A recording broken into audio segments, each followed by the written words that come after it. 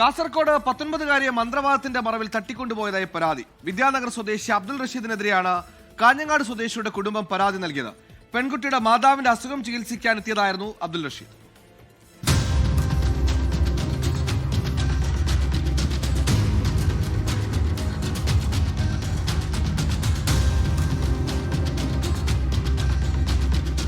ചൊവ്വാഴ്ച വൈകുന്നേരം മുതലാണ് കാഞ്ഞങ്ങാട് സ്വദേശിയായ യുവതിയെ കാണാതാവുന്നത്.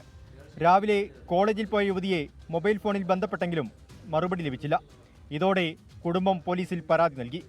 യുവതിയുടെ മാതാവിന്റെ ചികിത്സയ്ക്ക് അബ്ദുൾ റഷീദ് വീട്ടിലെത്തിയെന്നറിഞ്ഞതോടെ പോലീസ് ഇയാളെ കേന്ദ്രീകരിച്ച് അന്വേഷണം നടത്തി. ഇതോടെയാണ് മന്ത്രവാദത്തിനെത്തിയ അബ്ദുൾ റഷീദ് യുവതിയെ കടത്തിക്കൊണ്ടുപോയെന്ന് മനസ്സിലായത്.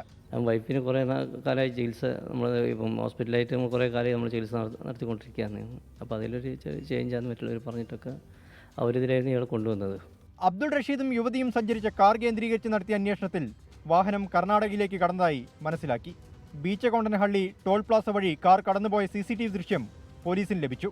ദിവസങ്ങളായി കർണാടകയിൽ ക്യാമ്പ് ചെയ്ത അന്വേഷണ സംഘത്തിന് യുവതിയെ കണ്ടെത്താൻ കഴിഞ്ഞിട്ടില്ല. അബ്ദുൾ റഷീദിന്റെ ഭാര്യ നൽകിയ പരാതിയിൽ വിദ്യാനഗർ പോലീസും അന്വേഷണം ആരംഭിച്ചിട്ടുണ്ട്. 24 കാസർഗോഡ്.